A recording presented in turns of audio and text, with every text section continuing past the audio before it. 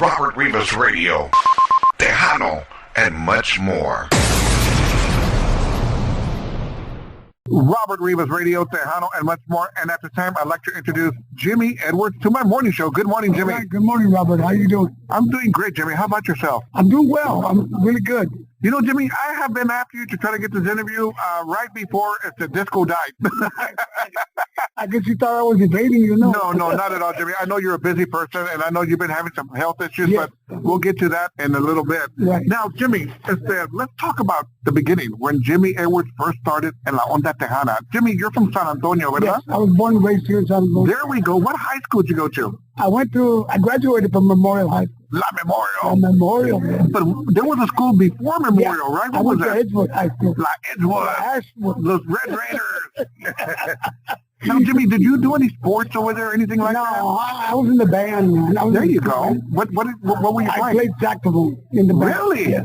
How interesting. But I didn't know how to read, though. I learned to just, the arrangements, I learned them, and I kind of just winged them. Really? Yeah. That is really something.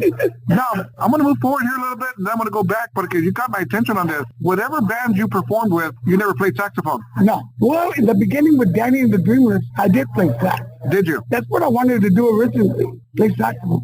And but when I got in with Danny, they decided to make me the lead singer, and the rest is history. the rest is history. Yeah. That's right. That's right. Jimmy, there's a lot of fun facts about you that I'm learning about you. First things first, you were working with Sunny Ozuna for a while, right? Yes. In fact, Before the Latin Breed. right. How did this happen? Well, just to add a note about Sunny. Sunny's always been my hero, man, and he still is today. And what it was is that during the time that Sunny was ill, he was having throat surgery. I sounded so much like Sunny. I sounded more like Sunny than Sunny did. And he had to take some time off, and the band couldn't stop playing. So they asked me if I would take over. Sunny asked me if I would take over for a while. And I mean, come on, man. To me, that was a dream come true. Sure. So I did. I was in for quite a few weeks, man. What they would do, they would bill me as Sunny's little brother. And to this day, they still think I am. Now, you guys were pretty much the same size, right? Yes, we were. We were both the same size, same build. To where his suits fit me, so I would wear his suits. His shoes fit me, the patent leather shoes. So, Jimmy, we used to share suits, pantalones, calcetines, calzoncillos, todo, hombre, todo. Everything. We share everything. Wow, that is really something. What a special relationship with Sunny Ozuna. Oh, yeah. Sunny, I was telling you that Sunny's a real special person to me, man. I'll always hold him in high esteem. Do you see him as one of your influences? Oh, definitely. As the man who influenced me the most. Fíjate, isn't that really something, man? Yeah. And both of y'all are from Southside, in a sense, not because Sunny was Yes. Southside también. Yeah, that's true. Well, I grew up in the Menchaca home, Woohoo! but I lived in the South Side. The Menchaca courts or homes? Yeah, the Menchaca court. There we go. What was I'm telling you, man, those Menchaca courts, man, those weren't friendly either, man. No, they were rough, man. In fact, the only reason I got along with the guys was because I was a musician. They left me alone. Jimmy, sing us a song and we'll leave you alone. Jimmy, Right. okay, man, I'll sing a song. Now, Jimmy, now you were with Sunny Ozuna for a little bit, but before Sunny, you were with 2 or 3 other bands, right? Yeah, Local bands. I sang locally. I sang with the Lavelles for one. Then I sang with a group called the Downbeats. I started with them, the Downbeats, and I was 13 when I started with them. And it was more of a Beatles group. We did Beatles cover songs. Like we were talking earlier, I didn't know how to sing Spanish. And my intent wasn't to sing Spanish either. But it just gradually went that way. You know? That is ironic because Sunny Ozuna told me the same thing. Yes. Abraham Quintanilla told me that. How unreal that you guys didn't sing Spanish. Y'all were growing up in the business. Coconut. And coconut. Now, Jimmy, so you're moving up here. You're going from these small local bands to Sunny Ozuna. Before we get to the Latin Breed, did you ever get nervous performing in front of crowds? Oh, all the time, even today. Te pones nervioso. But a few months ago, this guy told me, you know what, don't think of it as being nervous, which is a negative feeling. He said, think about it as adrenaline that's getting you prepared to do your act. I've always told people, Jimmy, whenever you get nervous, that's a good thing. Yeah. Because the day you don't, that means you're bored with the business and it's time to get out. That means you think you got it, man. Nobody's got it, man. That's right. We're human, so we're imperfect, man. That's right. So now, you're with Sunny Ozuna, and from one day to the next, the Latin Breed. I know. How did this happen? Well, I became real good friends with Rudy Guerra. And at the time, Rudy was thinking about forming his own band. Rudy asked me, if I ever form my band, would you consider being my singer? And I said, heck yeah, man, I'd love to be a singer. So when he left Sunny, he took the majority of the band with him. So it was an instant band, and I became their singer, and that's the way it happened. The rest is history, no? Yeah, it is. And simply awesome history, Jimmy. No doubt about it. Now, your first album with the Latin Breed was The Return of Latin Breed back in 73? Well, actually, there was one earlier than that. What was that? It was in 1969. It was just called The Latin Breed. And it's an old album. I don't even know where you can find it, but it was just called GCP Presents the Latin Breed. And you were part of this project? Yes, I was lead singer. Now, let me ask you this. Okay, so you're talking 69. If I got my numbers right, 73, that's 4 years in between that project and 1970. You know what? We split up after a year. Okay. We split up. I got you. Due to circumstances, man. Sure. And I went back to sing with the Dreamers for a while, but I worked at the Chamizal Club. Woo! Oh, yeah. For a long time. And I mean, that was a rough job because we played 6 days a week, from 9 to 2. And I was the only singer. So, man, they worked me hard, man. And Sundays was particularly rough. We did 2 hours straight, and then we take a break for 2 hours. That's a lot of singing, dude. Yeah. That's a lot of singing. It is. But you know what? It built up my chops, though. Sure. So, Jimmy, and no restroom break. Te aguantaba. You have to wear pamper or something, man. or a Foley. Or a Foley. Sacamos un bote para el lado. They call a peat can. Okay, so now, 1973, the return of the Latin Breed. Talk to me about this project, man. Well, when I came back, I talked to Rudy, and Rudy said, look, let's try it again, man. See if we can get it going this time. And I said, I'm all for it, man. So we go in the studio. We never had songs ready to go. We were going to the studio to create songs there. They give us the material, and we listen to it in the studio, and we say, okay, maybe it'll go good like this.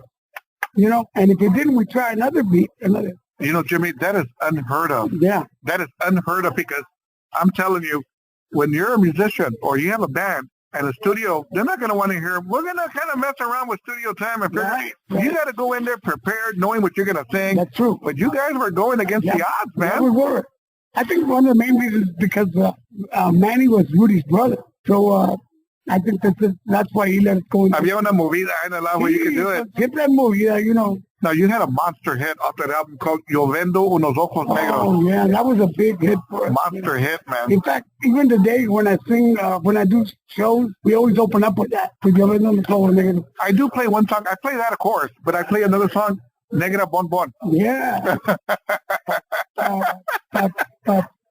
El estilo de Latin Breed, man, it is just unreal. It really is, so unique, man. Oh, my God, it is. It very, very is. What it was is that the guys were real jazz-oriented. The guys. So they mixed the jazz taste along with the Tejano. Right. And this is not to downgrade anybody else, but you listen to Little Joe's or Agustine's music, and it's easy to play. Everybody's got their own little style, and that's the beauty of it. And my music, several band members have said, you know what, your music is hard to play, man. We have to spend too much time on it, Now, también off that album, you had Esta Noche La Paso Contigo. Mm-hmm. Yeah, good stuff. Raul Bolero. Qué Bonito. Qué Bonito también was a good song. Good stuff, man. Good stuff. Yeah. Now, you got everything happening, man. You got this simply awesome album out in 73. 1974. You guys lose a major part of Latin Breed. Right. The album is called Minus One. -1. Talk to me about this. Well, about 1974, we kind of had an experience in the band, a spiritual awakening. And Rudy's mama had been in the ministry all along. So what happened was that Rudy surrendered to Jesus, man, and he gave his life to the Lord. So he kind of felt after a while that he didn't belong there. And, half the band was split in the middle. And some guys, the guys who didn't want to hear about the Lord were going one front. The ones who did went the other. So I was always listening about the Lord. I gave my life to the Lord too at that time. And I thought I should have gone too, but I stayed. I stayed. And Rudy went on to the ministry. And to this day, Brother Rudy's traveling the world, man. Jimmy, everything's going on right now. Everything's happening for Jimmy Edwards and Latin Breed. Well, we'll say Latin Breed. Right. Okay.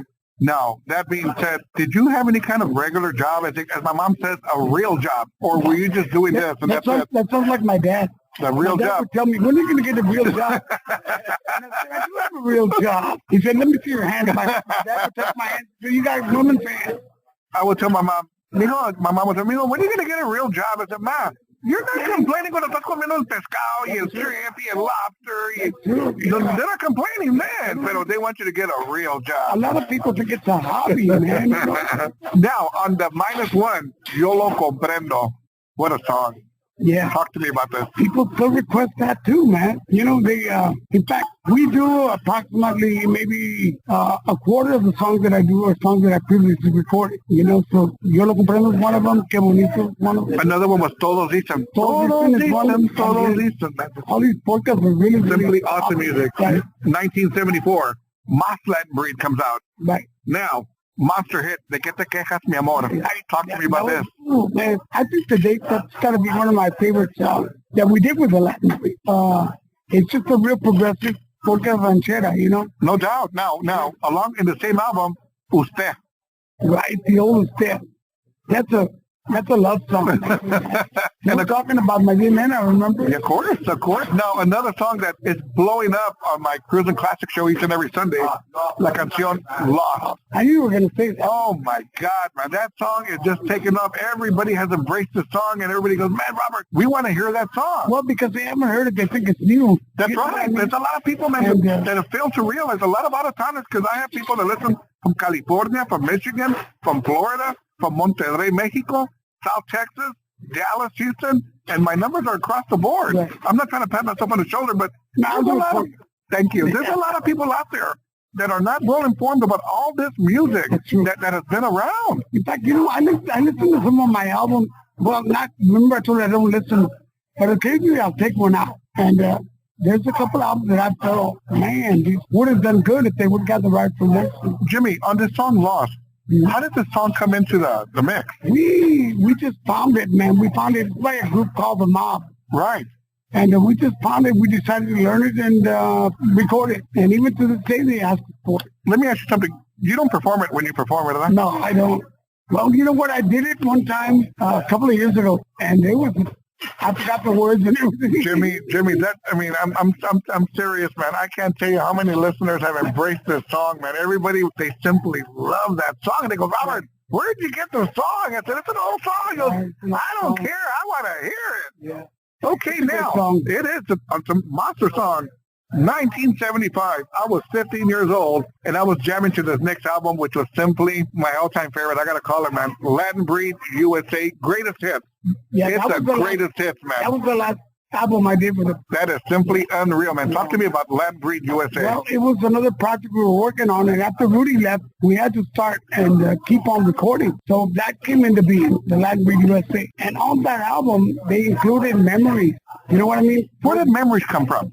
Memories is that song, Versatility, you know, and it's an old Spanish ballad. We just decided to make it bilingual. At the time, Freddie Fender was real popular, so it worked. You know, it worked, and Memories has become my favorite song. Si yo pudiera. Yeah. Now that song, y'all took it a different direction, porque y'all started with a funky mambo beat to it, and then you kick into a polka. Right. You know, and I had never heard that before. And I tell you, man, that's, you're rolling the dice. You're really rolling the dice, changing the music stuff, but that's good, man. It's a good thing. In fact, Robert, a lot of people didn't like it because we would start like that funky beat. Sure. They would start dancing to that, and then all of a sudden we break into a polka ranchera. Right. And they would throw them off, man. And then we go back and forth. Fíjate, si yo pudiera, yo vivo mi vida. Right. Funky mambo. Memories. Mala cabeza. A punto de llorar. María Elena. Wow, Mi soldadita. El Tejano enamorado. Right. And of course, we can't forget about If You Need Me. Oh, no. In fact, If You Need Me is the one I sing the most. Oh my God, man. Jeez. When I perform, it's usually the third song I do. Okay, now, Latin Breed USA, that was your last album with Latin Breed. Yes. Then there was a separation. Jimmy, what happened here, dude? What happened? It was just a disagreement. It wasn't really que me enojé con ellos. Nah. It was just a business disagreement that we had. And we didn't part as enemies or anything. we just thought that, you know what, because it's going this way, I thought I would be better on my own. And without having to go into too much detail, sometimes I think I should have stayed, should have roughed it out. Jimmy, when something like this happens, okay, you're working with Latin Breed. You've been with them for, 10 years. Right, give or take here a little bit. When there's separation, you've got to miss the guys, don't you? You've got to miss being on the road, being on stage, you know? Miss not only the guys, but I miss their musicianship. You know what I mean? The friendship, that was built. You built that. But it was something that I felt I had to do.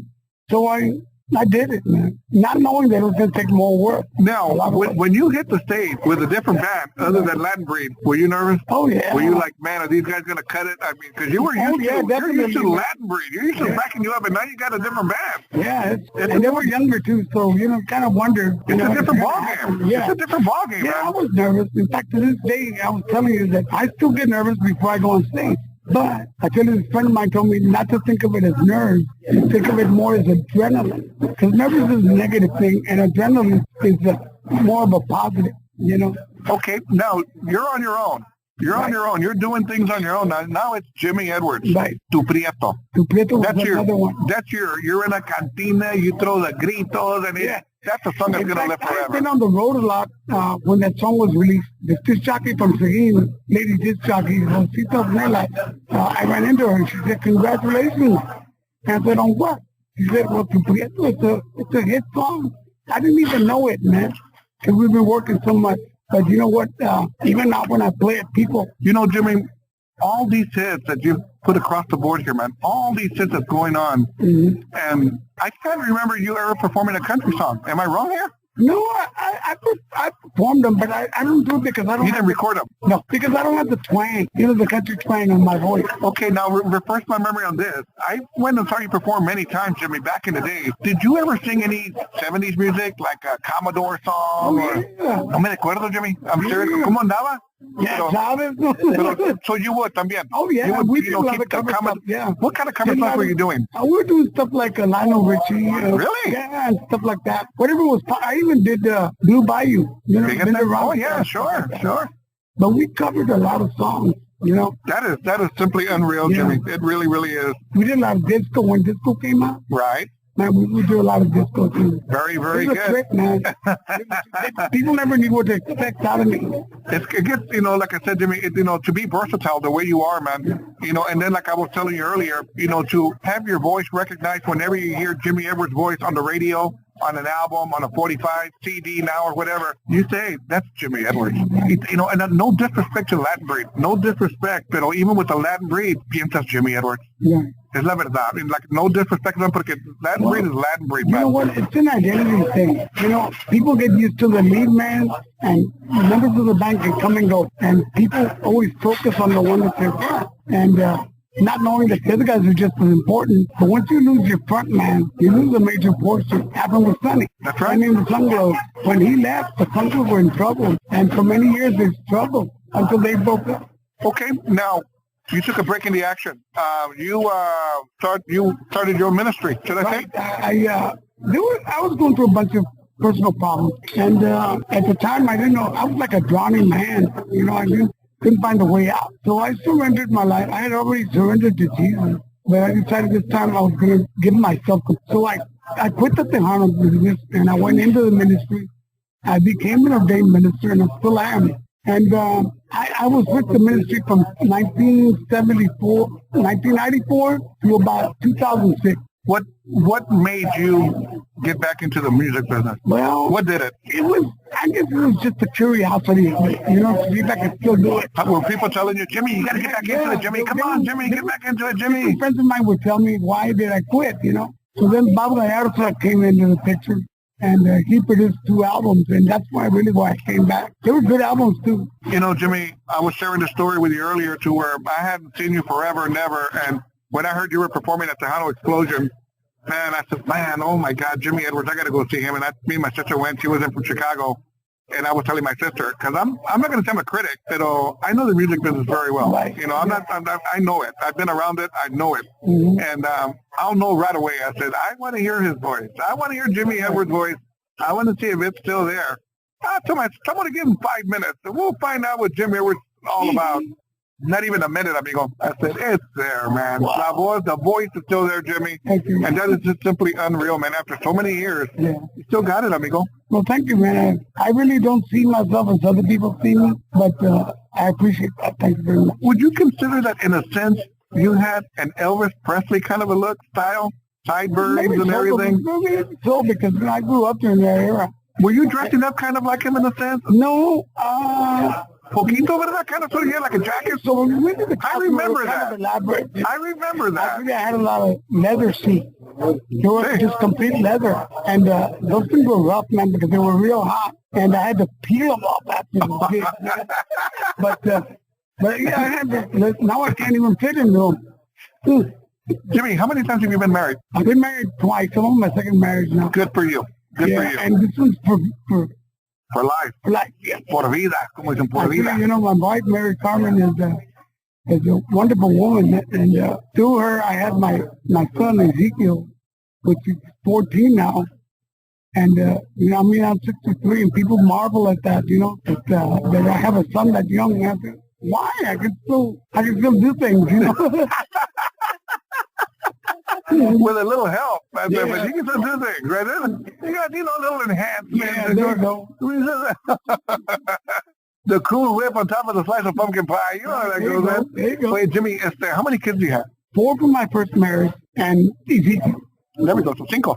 Sí. Good for you, good for you. Now, Jimmy, as of late, you've had some health issues. What's going on with Jimmy Edwards? Yeah, well, you know what, man? A few years ago, I was in West Texas, and I got off the car. I was with a friend of mine, a fellow minister, and I got off the car, and I felt something snap in my knee. And it hurt a little bit, but I kind of ignored it. And then as I kept on, it progressively got worse, and I found out that I had a torn meniscus. I don't even know what that is.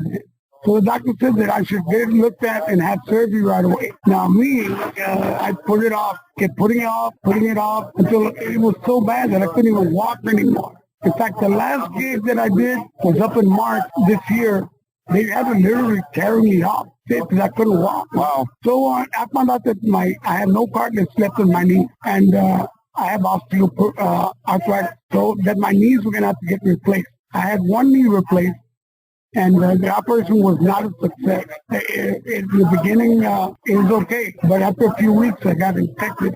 We had to go back in, take everything out, and clean it up, and then sew back the surgery. And it worked for a little while also, but then again, I got infected again, and then they took everything out. I don't have a knee right now, you know. Isn't that something, Jimmy, to where when you're young, you don't think about health issues. Man. You're out there, man. You're life in the fast lane. You're doing everything.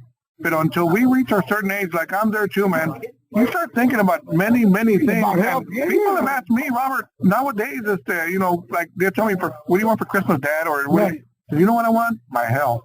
Right. That's all I care about now, man. You know you're getting old when you get stuff like a reacher, you know what I mean? That's what my kids gave me for Father's Day. Jimmy, we have a big monster fundraiser event for you. Right. This coming, should I say, tomorrow night at the Royal Palace Ballroom. It is a fundraiser for Jimmy Edwards. Yes, it is. With a gallery of stars, Patsy Torres, Sunny Ozuna. I'm going to miss some people here, Ramadera, Canela, Jorge Alejandro, Joe Bravo. And people have asked me, is Jimmy Edwards going to perform? Ernie And Ernie Galvez, like I said, I'm missing some people here, but people have asked me, is Jimmy going to perform? And I say, well, if Jimmy doesn't perform, there's going to be a lynch mob at the Royal Palace Ballroom. Oh, yeah, definitely. I'm going to be there to perform. If Jimmy thought it was bad at the Menchaca chorus, wait, if he doesn't perform, it's going to be even worse. That's right. No, yeah, I'm ready to perform. Yeah. There we are. So, okay, now this event is a fundraiser to help your cause. Medical expenses and stuff like that. But well, you know, I didn't realize how much hospital stay can be. Because last time I was in the hospital, I was in there 24 days. And that was a long time, almost a month, man. That's terrible, man. 1 day is too long. I realized that a stay in the hospital can completely break you. Sure. And, and you know what? A friend of mine, neighbor de Leon, would always call me and ask me, hey, how you doing and stuff. And I think... he just got in his head. He said, you know what? Why don't we do a fundraiser to help you defray some of the medical costs? You know? And let's get some of your friends together. Right. Sure. And the thing was that, the old pride got in the way. And I said, nah, man, I think I can do it. But you know what? Neighbor was adamant about it. So then he said, well, look, let me call these guys up, and if they agree, then that means it's meant to be. So instantly we called Sonny, we called Joe, we called all these people, and everybody agreed to do it right away. So we went with it. You know, Jimmy, when I first found out about this, right away, I jumped on the bandwagon. I called up neighbor. Actually, I found out who do I need to contact, because I definitely want to go to bat for whatever I can do on my end. And I appreciate what you I'm pounding on the commercials for you. I'm talking about it every morning. I'm doing the interview with you, which I would do anyways. But regardless, it's whatever I can do to help promote your event, to help you on your calls, on your medical expenses, et cetera, et cetera. And geez, dude, like I said, whatever else I can do for you, I'm here for you. Thank you, Robert. And you know what? I thank you because you've already done a lot with that commercial you cut and the promotion you got. Even this interview is a lot, and I thank you for that. You know, I appreciate it. And one thing I've learned is this: is that if we don't help each other, who's going to help us, man? That's right.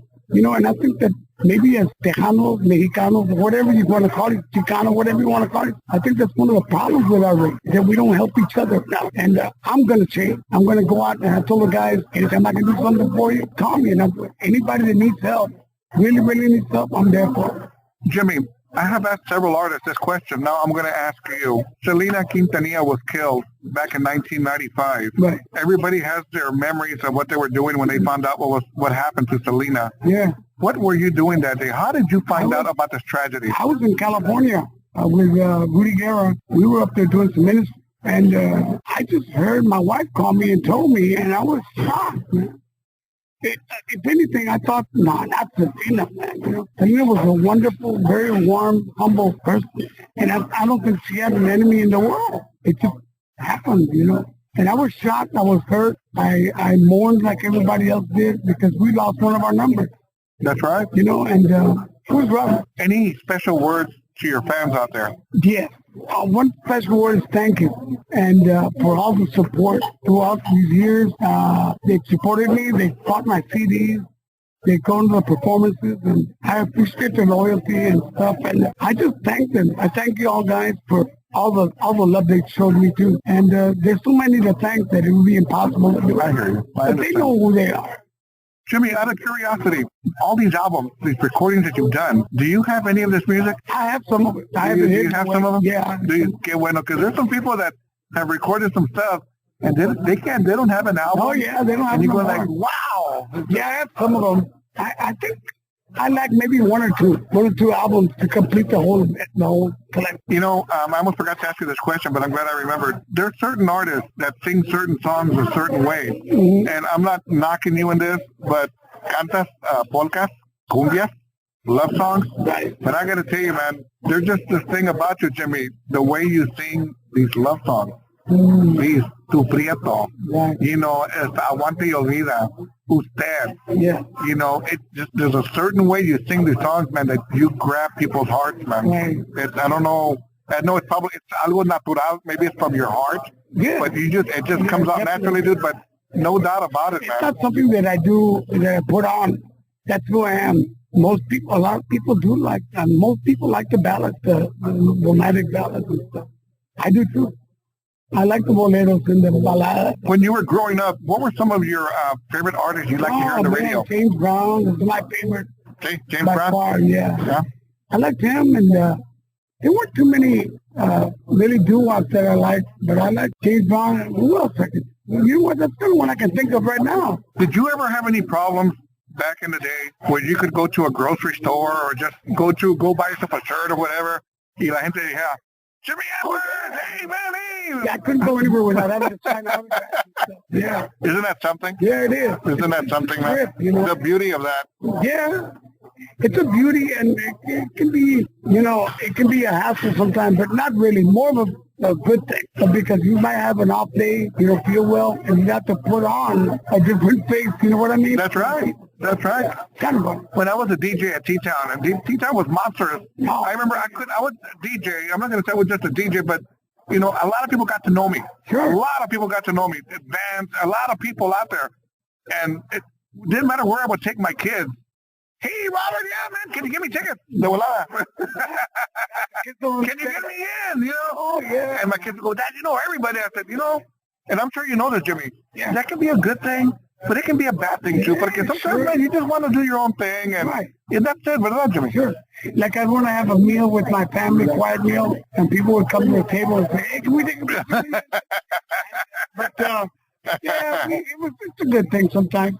It is. Como te digo, and at the end of the day, sometimes I think we should take advantage of it, porque ya cuando no quieren un picture, ya no quieren nada, and then you're going to go, I should have taken that picture. I should have signed his forehead. I know, it's true. You know, so there's a lot of pictures that I did take, and they're out there floating around, you know, and people show me, look, I took this picture with you in the 70s. And I think, wow. And I look at myself and I said, wow, that's not me. And it is, man, and it is. Jimmy, thank you for being part of my morning show, and we'll see you tomorrow night at the Royal Palace Ballroom. Now, you're going to sing for 4 or 5 hours? Well, how many hours are you going to sing over there for us, man? I'm not telling you. I'll sing as long as I can. I know you will, and I know it's going to be a very, very special night. Yes. This is a fundraiser for Jimmy Edwards, and I invite everybody, and if you can't even be there that night, stop by and make a donation to Jimmy Edwards. It's for a very good cause. It's a fundraiser for his medical expenses. I mean, this man has given it up for La Onda Tejana, for the people, and that's what it's all about. No, que no, Jimmy? Yes, and thank you once again, Robert, for all you've done for this, and for all the people that are going to show up, thank you. Thank you for the support. Perfect. And if I can ever do anything for anybody, all they have to do is get in touch with me. Jimmy Edwards on Robert Rivas Radio.